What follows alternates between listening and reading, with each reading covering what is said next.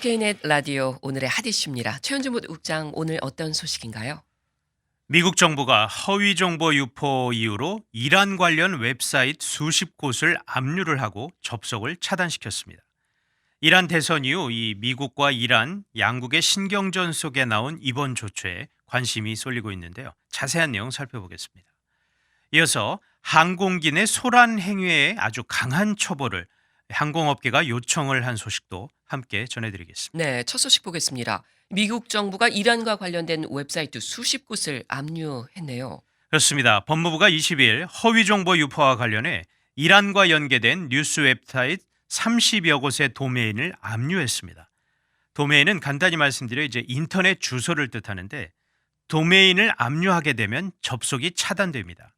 기존의 주소에 접속을 하면 해당 웹사이트의 도메인은 산업안보국 BIS, 연방수사국 FBI의 법 집행에 따른 압류 영장으로 미국 정부에 의해 압류됐다라는 이 안내 문구가 뜨면서 게시물을 확인할 수가 없게 됩니다. 그렇군요. 자, 이렇게 법무부가 압류한 웹사이트 구체적으로 어떤 것들이 있나요?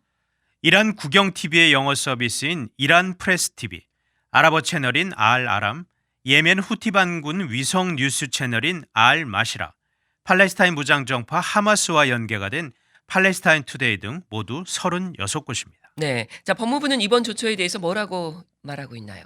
네, 법무부는 22일 내놓은 성명에서 법원의 명령에 따라 미국의 제재를 위반한 이슬라믹 라디오 텔레비전 연합 IRTVUV가 사용하는 웹사이트 33곳 그리고 카타이브 헤즈볼라가 운영하는 웹사이트 3곳을 압수했다라고 밝혔습니다. 예, 그러니까 미국의 제재를 위반했다라는 건데 이란의 이런 웹사이트들이 구체적으로 어떻게 위반을 한 건가요?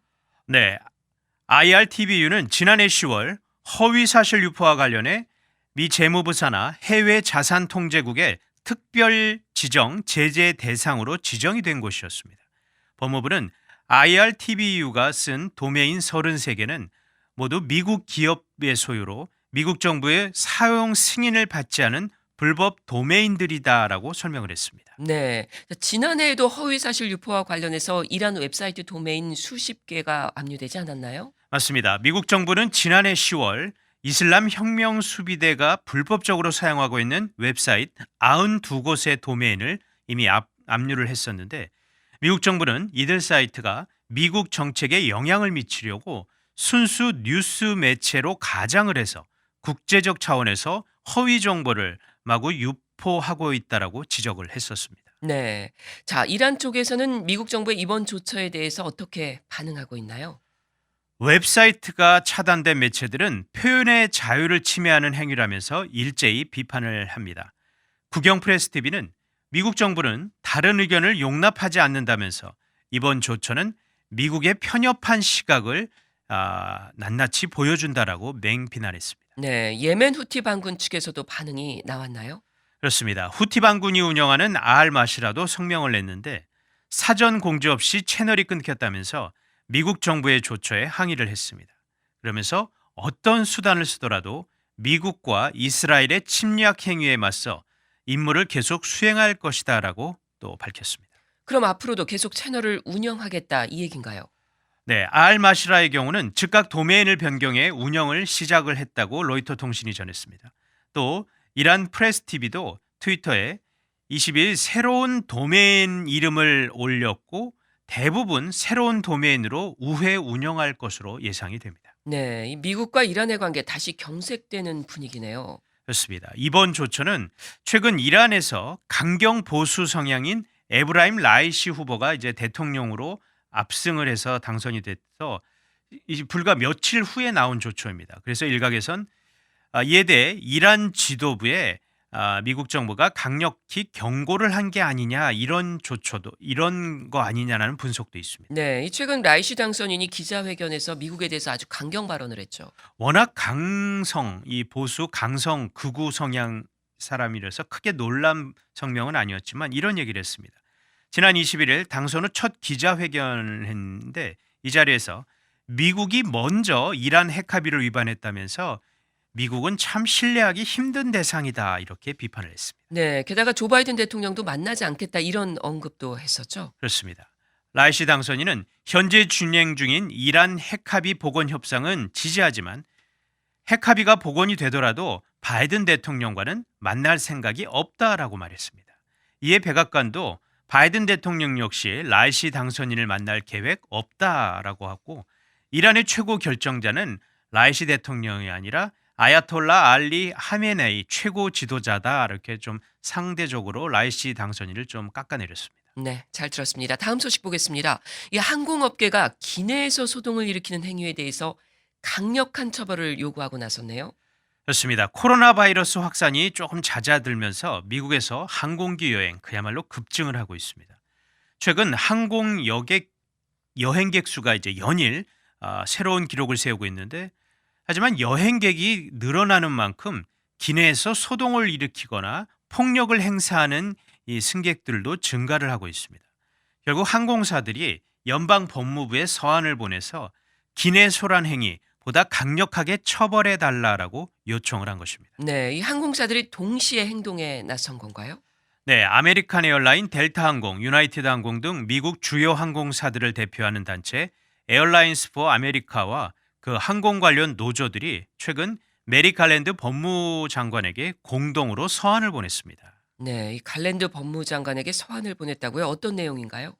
승객과 직원들의 안전, 보안을 위협하는 행위들이 많이 발생하고 있다라며 기내 폭력 행위에 대해 완전하고 공개적인 기소를 법무부에 정중하게 요청한다라고 밝혔습니다. 네. 이어서 연방항공청 FAA와의 조율하에 기내 소란 행위가 형사로 기소되도록 하기 위해 행동을 취할 것이라면서 이는 제지와 안전, 보안에 대한 아주 강력한 메시지를 대중에게 전달하게 될 것이다라고도 밝혔습니다. 그러니까 기내 소란 행위를 법으로 강력하게 처벌해 달라 뭐 이런 얘기네요. 그렇습니다. 항공사들과 노조들은 스티브 딕슨 연방항공청 FAA 청장에게도 또 별도의 서한을 보냈는데 혐오감을 자아내는 사건들을 법무부에 넘겨서 연방정부가 완전하고 신속하게 이 범죄 행위에 대한 법적 처벌을 할 수 있도록 해달라 이렇게 요청을 한 것입니다. 네, 자, 항공사들이 이렇게 강력한 처벌을 요구하고 나선 배경, 뭐 결국 이 최근 기내 소란 행위가 크게 상승한 그런 요인이 있을 것 같은데요.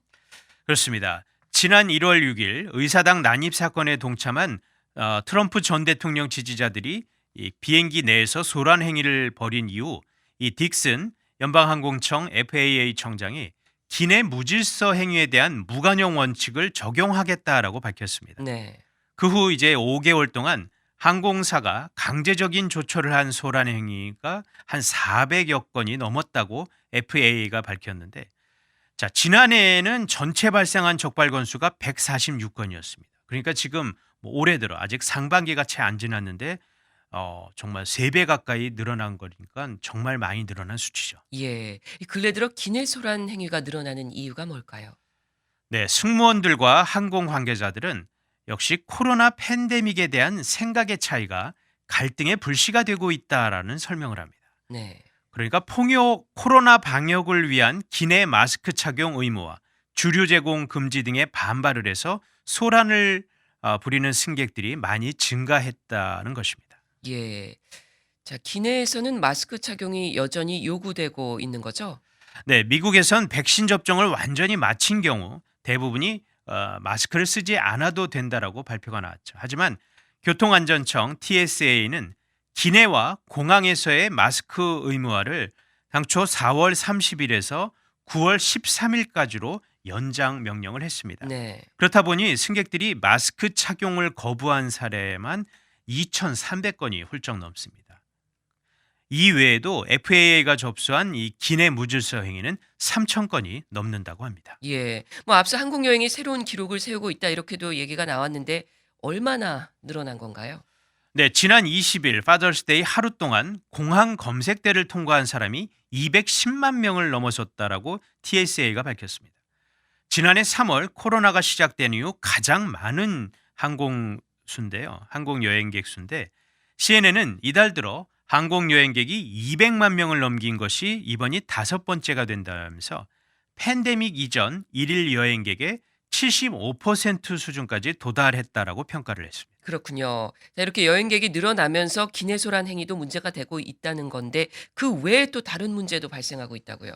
네, 항공사들이 이 몰려드는 승객들을 감당하지 못해 결국 결항을 하는 사태가 많이 나오고 있습니다. 예. 항공편 추적 사이트 플라이트 어웨이에 따르면 이 항공 여행객이 새로운 기록을 세운 지난 20일 아메리칸 에어라인은 190여 편이 취소가 돼서 결항이 됐습니다. 전체 항공편 가운데 6%에 달하는 수치인데 아메리칸 에어라인은 이것은 뭐 인력 문제였다라고 설명하면서 승객들의 예약을 다시 잡고 있다라고 밝혔습니다. 네, 다른 항공사 사정은 어떤가요? 항공편 예약이 급증함에 따라 직원 채용에 나선 항공사도 있습니다. 델타 항공인데요. 델타 항공은 내년 7월까지 1,000명 이상의 조종사를 새로 채용하겠다라고 공식 발표했습니다. 네. 물론 델타 항공도 코로나 사태가 시작되자 아주 대규모 감원을 단행을 했었고 이에 따라 작년 이 땡스기빙 연휴 그리고 크리스마스 연휴엔 조종사 부족으로 수백 편의 항공편이 취소되기도 했습니다.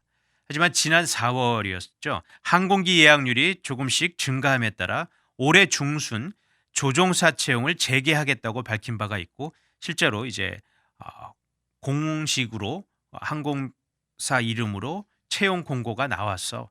아마 뭐 델타가 이런 발표를 했기 때문에 다른 항공사들도 이 조종사 그리고 이제 항공사 직원을 뽑겠다는 공고가 곧 나올 예정이라고 합니다. 네, 잘 들었습니다. 지금까지 오늘의 핫 이슈였습니다.